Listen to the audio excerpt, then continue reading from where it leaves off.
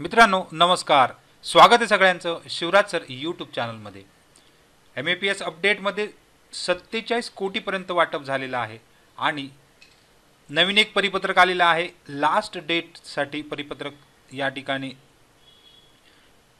राज्य प्रशिक्षणार्थी सल्लागारचा संचालक जे आहेत त्यांनी काढलेले आहे. त्याचबरोबर या व्हिडिओमध्ये बघणार आहोत क्लेम जे आहे ते तुमचे पटापट कसे अप्रूव्ह होतील यासाठी काय करावं लागणार आहे. परिपत्रकामध्ये लास्ट डेट कोणती म्हटले ते सुद्धा या व्हिडिओमध्ये बघणार होतो. जाऊ डायरेक्ट डिटेल व्हिडिओकडे. तोपर्यंत तुम्ही चॅनल नवीन असाल तर सबस्क्राईब करा, ऑल नोटिफिकेशनला क्लिक करा म्हणजे तुम्हाला सगळ्या नोटिफिकेशन मिळत जातील. रोजच्या अपडेटसाठी तुम्ही टेलिग्राम आणि व्हॉट्सअप चॅनलला जॉईन करू शकता. सगळ्या लिंक खाली डिस्क्रिप्शनमध्ये दिलेल्या आहेत. तर मित्रांनो मागची डेट जी आहे ती आपण 31 मार्च म्हटली होती. तर या ठिकाणी परिपत्रक एक आलेलं आहे. तर यामध्ये डेडलाईन दिलेली आहे तर ती या व्हिडिओमध्ये बघू.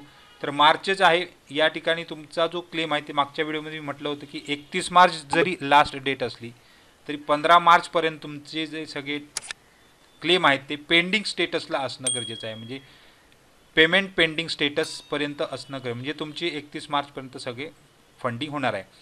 त्याचबरोबर 25 मार्च ही नवीन आता एक डेट आलेली आहे. तर आजच परिपत्रक टाकलेलं आहे. तर 3 जून 2021, 22, 2022, 23, 2023-24 या शैक्षणिक वर्षात शिकाऊ उमेदवारी पूर्ण केलेल्या तसेच डिसेंबर 2024 पर्यंत शिकाऊ उमेदवारी पूर्ण केलेल्या सर्व शिकाऊ उमेदवारांनी 25 मार्च 2025 अखेर नोंदणी करून क्लेम सादर करणे आवश्यक आहे. 25 मार्च 2025 नंतर प्राप्त झालेल्या अर्जांचा विचार केला जाणार नाही असे यामध्ये प्रत्यक्ष म्हटलेलं आहे, म्हणजे स्पष्ट म्हटलेलं आहे. व अशा शिकाऊ उमेदवारांना महाराष्ट्र शिकाऊ उमेदवारी योजनेअंतर्गत देय विद्यावेतन अदा केले जाणार नाही. म्हणजे जे MAPSचे 42,000 आहे ते 25 मार्च नंतर जे विद्यार्थी नोंदणी किंवा क्लेम करणार आहेत त्यांना मिळणार नाहीत असं ह्या परिपत्रकामध्ये म्हटलेलं आहे. याबाबत संबंधित सर्व शिकाऊ उमेदवारांना कळविण्याबाबतच्या सूचना या ठिकाणी शासकीय स्तरावरून सर्व ठिकाणी BTRI सेंटर जे आहेत त्याचबरोबर ITIना सुद्धा दिलेल्या आहे. त्याचसोबतच आस्थापनांना सुद्धा देण्यासाठी इथे एक परिपत्रक संचालनालयाने काढलेलं आहे.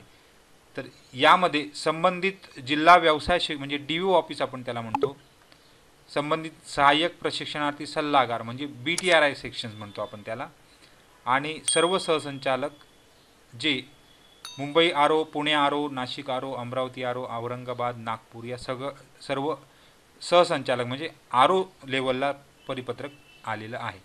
तर या परिपत्रकानुसार तुम्हाला 25 मार्चपर्यंतच तुम्हाला क्लेम सादर करण्यासाठी मुभा दिलेली आहे. त्यानंतर तुमचे क्लेम घेतले जाणार नाहीत असं या ठिकाणी दिसतं आहे. तर यामध्ये तुम्हाला जर क्लेम जे करता आहात ते क्लेम करताना जर तुम्ही अशा प्रकारे व्यवस्थितरित्या केले तर पटापट तुमचे क्लेम सादर होतील आणि या ठिकाणी तुम्हाला फंडिंग 31 मार्चच्या आत मिळून जाणार आहे. आता तुमच्याकडे राहिलेले आहेत साधारण फेब्रुवारी महिना पूर्ण हा आहे. त्याच्यामध्ये तुम्हाला क्लेम करताना क्लेम शक्यतो मंथलीच करा, म्हणजे जेवढे क्लेम क्लिअर होतील तेवढे या ठिकाणी मिळणार आहेत. क्लेम करताना कॉन्ट्रॅक्ट हे परमनंट कॉन्ट्रॅक्ट करा, त्यानंतर टेम्पररी कॉन्ट्रॅक्ट PDF अपलोड करू नका. त्यामुळे परत रिजेक्ट होत जातात, परत कंपनीमध्ये जावं लागतं. किंवा तुम्ही ज्यांची अप्रेंटिसशिप पूर्ण झाली त्यांनी नॅशनल अप्रेंटिस सर्टिफिकेट अपलोड करा. आता बऱ्याच व्हिडिओमध्ये सांगितलेलं आहे. आणि अगदी महत्त्वाचा म्हणजे तिसरा जो पॉईंट आहे बँक स्टेटमेंट. बँक स्टेटमेंटमध्ये बऱ्याच जणांनी चुका केलेल्या आहेत. शक्यतो हायलाईट करा, कारण खूप ट्रान्झॅक्शन तुमचे असतात आणि त्या बँक स्टेटमेंटमध्ये नेमकं जो स्टायपेंड आहे तेवढाच फक्त हायलाईट करायचा आहे. शक्यतो बँक स्टेटमेंट एकाच महिन्याचे अपलोड करा त्या मंथली करताना, म्हणजे जो महिना तुम्ही अपलोड ज्या महिन्याचा क्लेम करणार आहात त्याच महिन्याचं त्या ठिकाणी स्टेटमेंट, म्हणजे त्याच्या पुढच्या महिन्याचं स्टेटमेंट ॲक्च्युली त्या ठिकाणी असतं. म्हणजे यामध्ये तारीखामध्ये थोडासा फरक असतो. तर 1 तारीखपासून 31 तारीखपर्यंत तरी एका 2 पेजवर तुमचं हे स्टेटमेंट असू शकणार आहे फक्त एका महिन्याचं. म्हणजे तुम्ही मंथली स्टेटमेंट केलं तर तुमचे क्लेम फक्त एक महिन्याचे क्लेम पटापट त्या ठिकाणी पास केले जातील किंवा ॲप्रूव्ह केले जातील. तुम्ही जर इयरली त्या ठिकाणी टाकला, क्लेम मंथली केला पण स्टेटमेंट इयरली टाकला, यामध्ये 30-40 पानं असतात आणि त्या 30-40 पानामध्ये चेक करायला खूप वेळ जातो. त्यामुळे शक्यतो त्या महिन्याचं स्टेटमेंट म्हणजे जानेवारीमध्ये जानेवारीचा क्लेम करायचा आहे तर त्या ठिकाणी फेब्रुवारीचं तुम्हाला स्टेटमेंट टाकणं गरजेचं आहे, कारण जानेवारी तुम्ही काम केलं की फेब्रुवारी तुम्हाला पगार येतो. त्यामुळे जो पगार येतो ज्या महिन्यात स्टेटमेंट जोडणं त्याच्या आदल्या महिन्याचा तो क्लेम करायचा आहे. प्रत्येक महिन्याची सेपरेट PDF तयार करा असं म्हटलेलं आहे. PDF वर तुमचं नाव असणं मात्र गरजेचं आहे, नाव, अकाउंट नंबर बँकेकडून असणं गरजेचं आहे. एडिट कोणत्याही प्रकारचं करायचे नाही. तर हे जर अशा प्रकारे केलं तर पटापट क्लेम ॲप्रूव्ह व्हायला काहीच प्रॉब्लेम नाही आहे. क्लेम साधारण 5 मिनिटात होतो. त्यामुळे तुम्ही जर डॉक्युमेंटेशन व्यवस्थित असेल तर क्लेम पटकन पूर्ण होणार आहे. आता याचबरोबर क्लेम स्टेटस तपासत राहा. ज्यांनी आतापर्यंत क्लेम केलेले आहेत त्यांनी क्लेम स्टेटस जो आहे यामध्ये पहिला क्लेम म्हणजे क्लेम राईज. बऱ्याच जणांची शंका आहे क्लेम राईज्ड आहे, तर ज्यांचा क्लेम राईज्ड स्टेटस आहे त्यांनी कंपनीकडे जायचं आहे, क्लेम तपासून ॲप्रूव्ह करण्यासाठी विनंती करायची आहे.